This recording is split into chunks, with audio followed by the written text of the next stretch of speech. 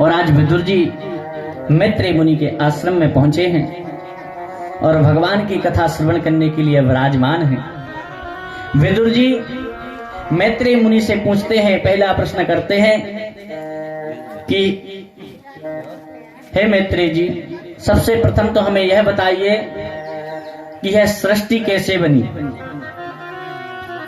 भगवान की लीलाएं कैसे हुई। भाई लीलाएं तो तब होगी ना जब सृष्टि होगी। तो कहा हमें भगवान की सब कथाएं सुननी।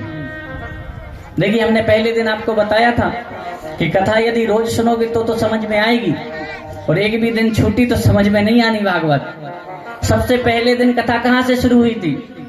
सूत जी सौनकादि 88,000 ऋषियों को सुना रहे, वहीं से शुरू हुई।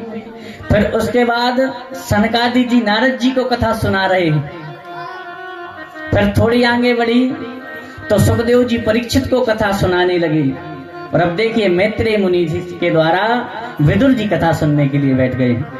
तो एक साथ कितनी कथाएं चल रही हैं? 4। अभी तक 4 तो प्रारंभ हो गई, इसलिए भागवत को महापुराण कहा जाता है।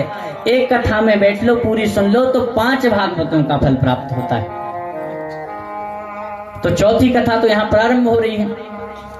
आज मैत्रेय मुनि के यहाँ विदुर जी बैठ गए हैं और कथा यहाँ फिर से प्रारंभ हो गई। तो विदुर जी पूछते हैं कि आप हमें सभी लीलाओं का श्रवण कराएं, उससे पूर्व हमें यह बताएं कि यह जो सृष्टि है उसका विस्तार कैसे होता है, भगवान कब करते हैं और क्यों करते हैं। तो कहा हे विदुर जी, सर्वप्रथम तो भगवान नारायण के जो शरीर है उसी में सभी प्राणी निवास करते हैं, और जब भगवान का मनोरंजन करने का समय होता है, लीला करने का समय होता है, तो भगवान सृष्टि करते हैं। कैसे करते हैं सृष्टि? सर्वप्रथम भगवान के नाभि कमल से ब्रह्मा जी उत्पन्न हुए, और जब ब्रह्मा जी उत्पन्न हुए तो ब्रह्मा जी से कहा, ब्रह्मा जी चारों ओर देखने लगे, जिससे ब्रह्मा जी के 4 सिर हो गए। ब्रह्मा जी सोचने लगे मैं कौन हूं, क्योंकि कोई है नहीं, सारी जगह जल है और कुछ भी नहीं है, और कमल पर उत्पन्न हुए हैं। तो ब्रह्मा जी ने सोचा इस कमल, यह कमल में से जहां से मैं उत्पन्न हुआ हूं, यह कमल की जो नाल है वह कहां से आ रही है। तो कमल की नाल के सहारे समुद्र में अंदर जाने लगे। तो बहुत समय हो गया समुद्र में अंदर जाते जाते, परंतु उस कमल नाल का जो आखिरी हिस्सा था वह नहीं मिला। तो तुरंत फिर ऊपर आ गए। आकाशवाणी हुई कि तप करो, और ब्रह्मा जी तप करने के लिए बैठ गए। अब समय आया, तपस्या से भगवान अवतीर्ण हुए। भगवान ने दर्शन दिए ब्रह्मा जी को। कहा ब्रह्मा तुम मेरे पुत्र हो, मुझसे ही तुम उत्पन्न हुए हो, अब तुम सृष्टि का वर्णन करो। कहा प्रभु मुझे तो कुछ आता जाता है ही नहीं, मैं क्या सृष्टि करूं। तो भगवान ने चतुश्लोकी भागवत का ब्रह्मा जी को ज्ञान दिया, और चतुश्लोकी भागवत का जब ज्ञान दिया उसके बाद में वेदों का ज्ञान दिया।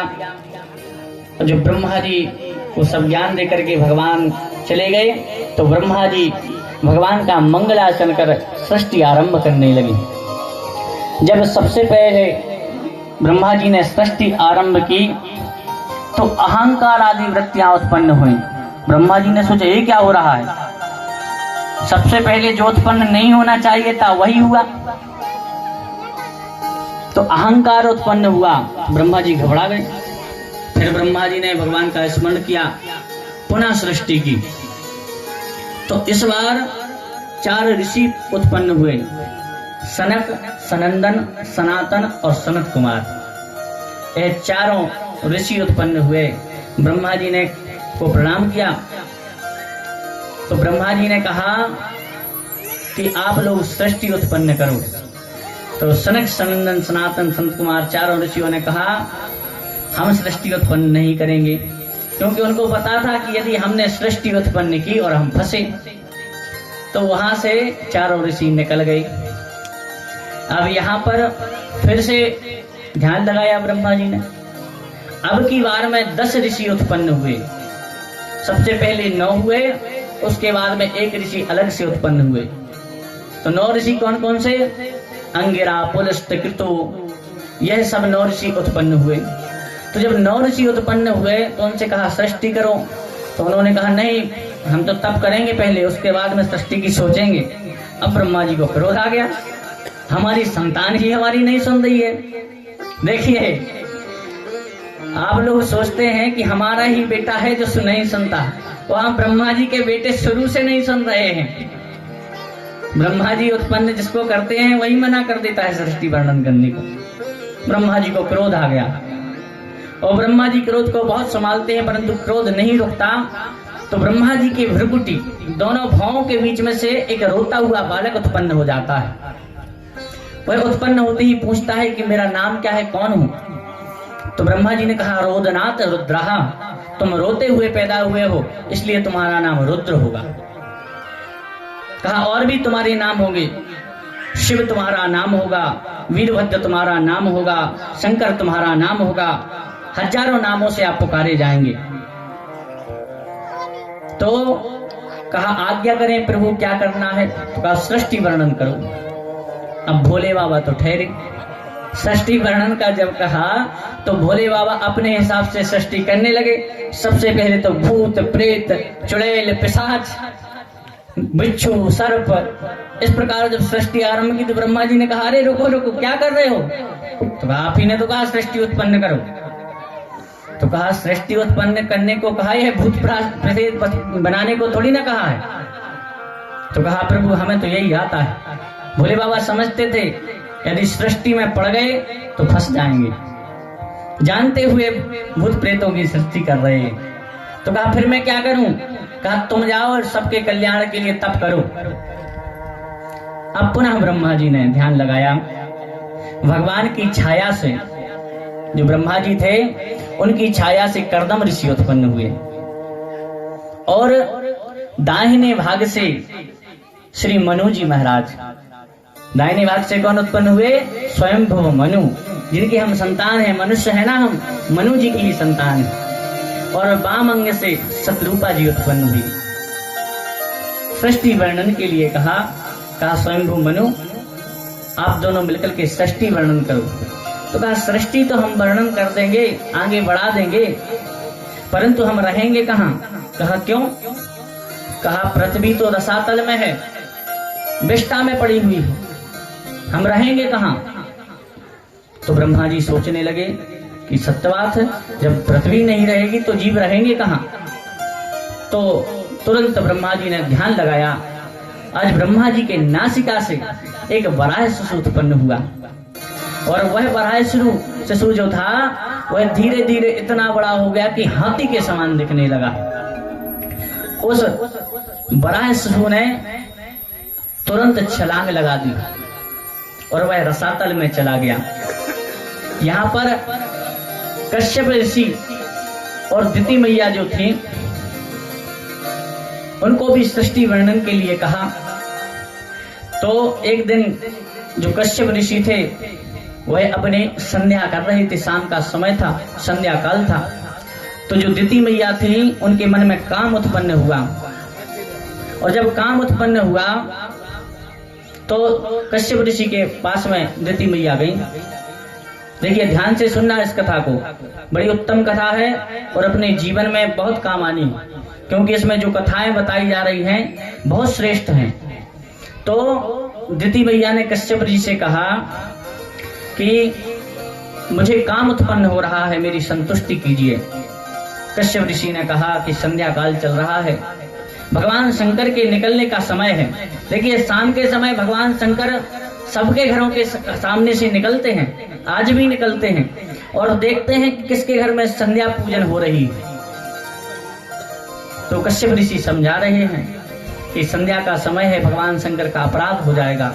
दिति नहीं मानी तो कश्यप जी ने प्रारब्ध को नमस्कार किया और दिति की इच्छा को पूर्ण कर दिया और स्नान आदि करके संध्या करने के लिए बैठ गए।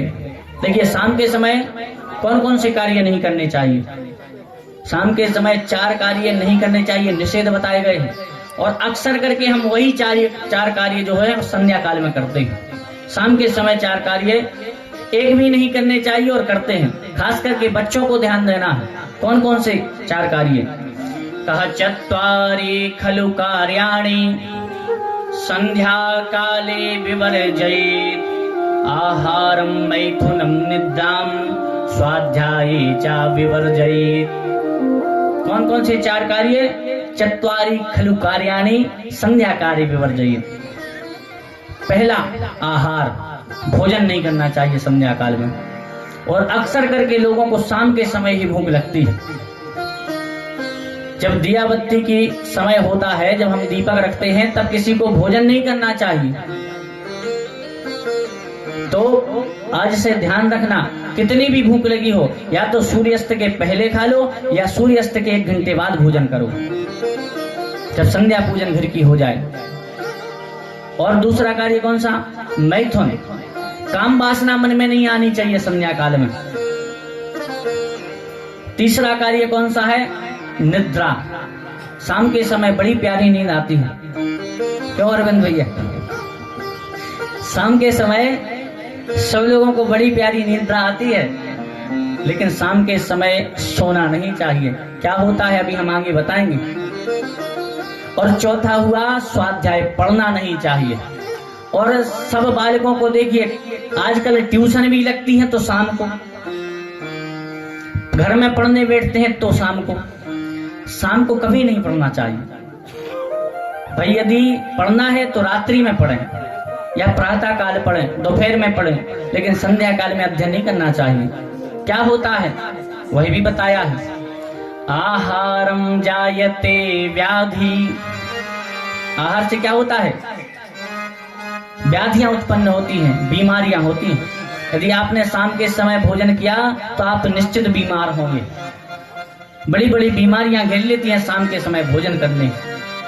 आहारम जायते व्याधि गर्भाष्टाश्च मैथुने।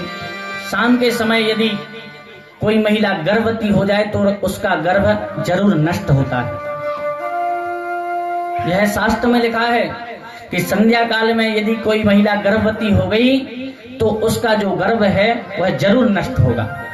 और यदि नष्ट नहीं होगा तो उसका जो उस गर्भ से जो उत्पन्न होने वाली संतान होगी वो इतनी दुष्ट होगी कि आपके घर का विनाश कर देगी। इसलिए शाम के समय गर्भ धारण नहीं करना चाहिए। उसके बाद में क्या कहा?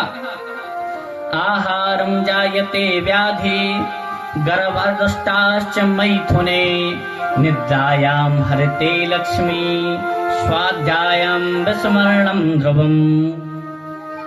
सोने से क्या होता है? लक्ष्मी का विनाश होता है, दरिद्रता आती है। एक प्रातः काल जब सूर्य उदय हो रहा हो, जब लालिमा होती है ना, लाल सूर्य होता है जिसको हम देख पाते हैं, उस समय लक्ष्मी जी हमारे घर पर आती है और देखती हैं। जो महिलाएं चौक डालती है ना कि घर के सामने चौक डला है कि नहीं डला, उसी चौक, वही जो चौक डलता है गोबर की जो लीप करके जो साथिया पुष्प वगैरह फूल वगैरह बनाए जाते हैं आटे हल्दी के द्वारा, वही बताते हैं कि लक्ष्मी को आपके घर में आना है कि नहीं आना। यदि गोबर से लिपा हुआ मिला दरवाजे पर, चौखट पर चौक डला हुआ मिला तो लक्ष्मी सीधे आपके घर में आएंगी। और यदि उनको गोबर से लिपा हुआ नहीं मिला तो लक्ष्मी जी तुरंत लौट आती हैं। क्यों? क्योंकि जब सभी देवता गौ माता में वास कर रहे थे ना, तब लक्ष्मी जी ने गोबर में ही वास किया था, क्योंकि उन्हें स्थान नहीं मिला था। तो लक्ष्मी जी का स्थान गोबर में है। तो जहां पर जिस घर में गोबर से लीपा पोती होती है, लेपन किया जाता है गोबर का, उस घर में लक्ष्मी सदैव वास करती है। अब भाई देखो, आज तो सबके मकान पक्के हो गए, गोबर का काम ही खत्म कर दिया, परंतु सबसे निवेदन इतना है कि आप दरवाजे पर जरूर ऐसी जगह रखें जहां आप रोज लीप पाएं और चौक डालें। यदि आप नित्य प्रति दरवाजे पर चौक डाल रही हैं तो निश्चित बात है कि लक्ष्मी आपके घर में सदैव रहेगी। और दूसरा, संध्या के समय जब आरती पूजन होती है तब भी लक्ष्मी जी हमारे घर पर आती हैं। तो शाम के समय सोना नहीं चाहिए, नहीं तो लक्ष्मी चली जाती है। और चौथा स्वाध्याय। यदि हम शाम के समय पढ़ते हैं तो पढ़ा हुआ भूल जाते हैं।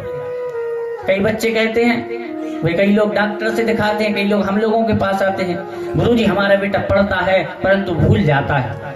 अरे शाम के समय ट्यूशन लगाओगे तो भूलेगा ही, जब शास्त्र ने पहले ही कह दिया है कि शाम के समय जो पढ़ेगा वह भूल जाएगा। शाम के समय कभी नहीं पढ़ना चाहिए, नहीं तो सब विस्मरण हो जाता है।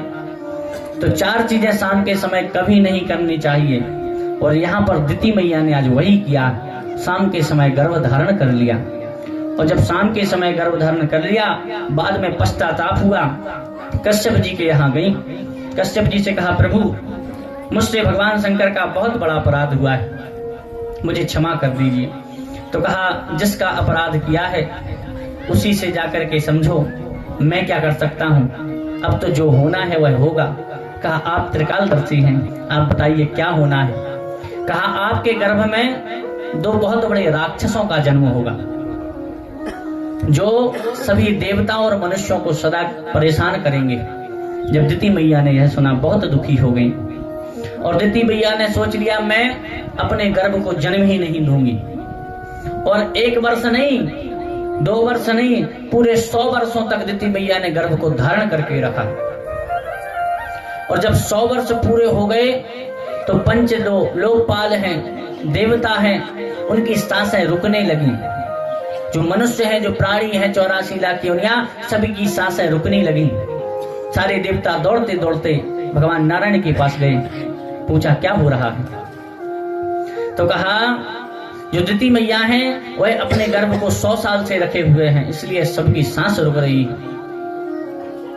आज भगवान भोले बाबा ने कश्यप जी से कहा कि आप अपनी पत्नी से कह देना कि उन दोनों जो पुत्र हैं उनको जन्म दे दें, क्योंकि वह भगवान के पार्षद जय और विजय ही हैं। तो कहा, भगवान के पार्षद और राक्षस, ऐसा क्यों? भगवान के पार्षद तो राक्षस तो हो ही नहीं सकते। जो भगवान के यहाँ द्वारपाल बनकर खड़े हैं वह राक्षस कैसे हो सकते? कहा, सुनिए, एक बार सनक सनंदन सनत कुमार 4 ऋषि भगवान के दर्शन के लिए गए थे। और जब दरवाजे पर पहुंचे तो यह जय और विजय एक वेद का डंडा लेकर के सनत सनंदन सनातन सनत कुमार 4 ऋषियों को रोक दिया। तो उन्होंने कहा, तुम हो तो भगवान के द्वारपाल, लेकिन तुम्हें इतना पता नहीं ब्राह्मण संतों से कैसा व्यवहार करना चाहिए। मनुष्यों की तरह, पृथ्वी की तरह व्यवहार कर रहे हो, मूर्खों की तरह व्यवहार कर रहे हो। जाओ, तुम्हें श्राप देते हैं, तुम 3 जन्मों तक राक्षस बनोगे, काम क्रोध लोभी होगी। तो वही जो श्राप दिया गया था वही यहाँ पर आप देख रहे हैं कि दिति मैया के गर्भ में 2 जो बालक हैं राक्षस के रूप में, वह वही राक्षस हैं। तो समय पर जन्म हुआ तो कश्यप जी ने उन दोनों का नाम रखा हिरण्याक्ष और हिरण्यकश्यपु। यह 2 बालक हुए। यह 2 बालक जन्म लेते ही इतने बड़े हुए कि इनका जो मुकुट पहनाया गया वह आकाश में लगने लगा, हिरण्याक्ष और हिरण्यकश्यपु का। अब जब वह कुछ दिन हो गए तो हिरण्याक्ष जो था छोटा भाई, बलवान तो थे ही, राक्षस थे तो बलवान थे। अब एक दिन उसने सोचा कि क्यों ना बड़े भैया को स्वर्ग दिलाया जाए, और खुद की भी, देखो जो बलि होता है उसकी लड़ने की बहुत इच्छा होती है। तो यहाँ पर यह बलवान था और राक्षस था। भाई को बुद्धि यदि होगी और बल होगा तो वो तो लड़ेगा ही सबसे, और बुद्धिमान होगा और बल होगा तो उसका दुरुपयोग नहीं करेगा, अच्छा उपयोग करेगा। यहाँ पर जो हिरण्याक्ष है वह लड़ने के लिए ढूंढने लगा कि कोई लड़ने भिड़ने वाला मिलना चाहिए। अब यह स्वर्ग में गया, तो स्वर्ग में जब यह पहुंचा तो सारे देवताओं ने देखा हिरण्याक्ष आ रहा है, सारे देवता डर करके भाग गए। इसने देखा कि स्वर्ग में तो कोई नहीं है, लौट करके आया और अब समुद्र में चला गया, वरुण भगवान की नगरी में पहुंचा। वरुण भगवान से कहने लगा, क्यों कुछ लड़ना बढ़ना जानते हो? तो कहा, भैया तुम्हारे अवस्था में जब हम युवा थे तो हम भी खूब लड़ा करते थे, क्योंकि वरुण भगवान जानते हैं ना कि राक्षसों से ज्यादा बात नहीं करनी चाहिए, तो निपटा रहे हैं बातों में ही। कहा भैया देखो आप बड़े हो और युवा हो, मैं तो वृद्ध हो गया हूँ, बूढ़ा आदमी, मैं क्या लड़ूंगा।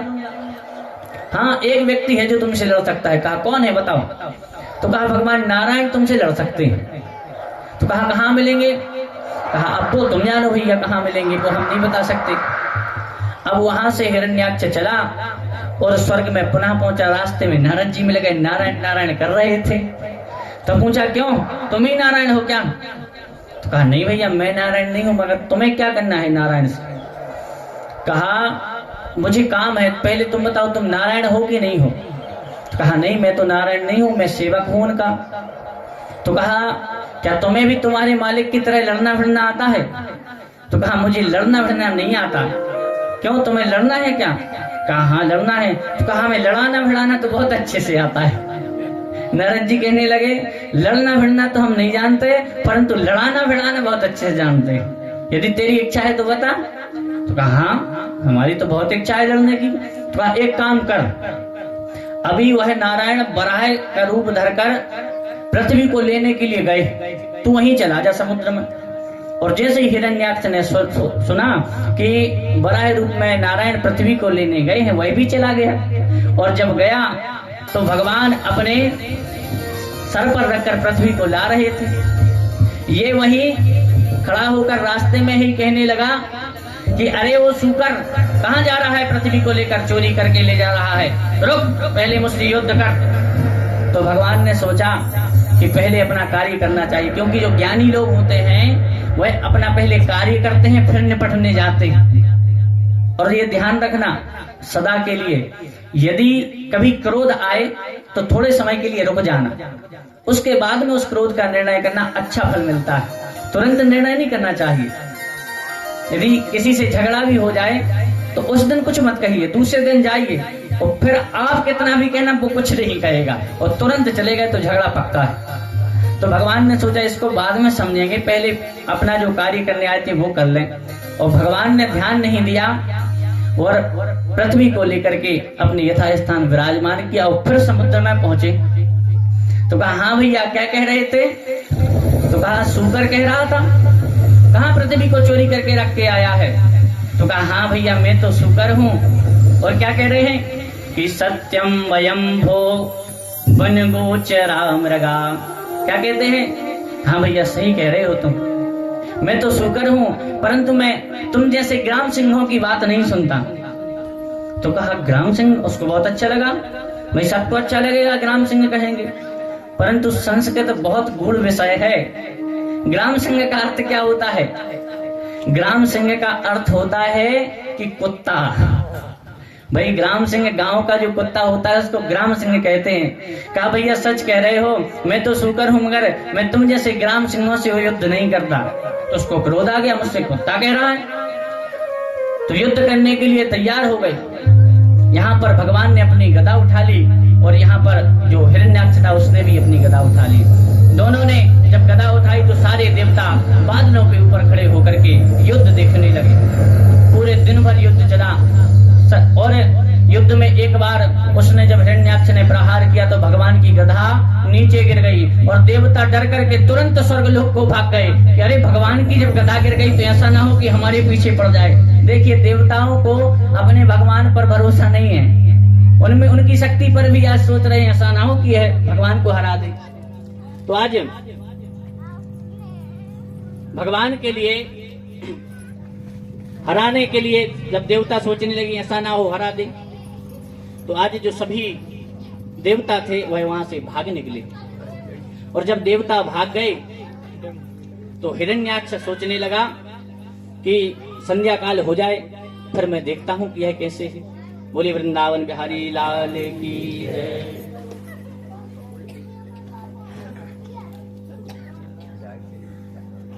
Thank you.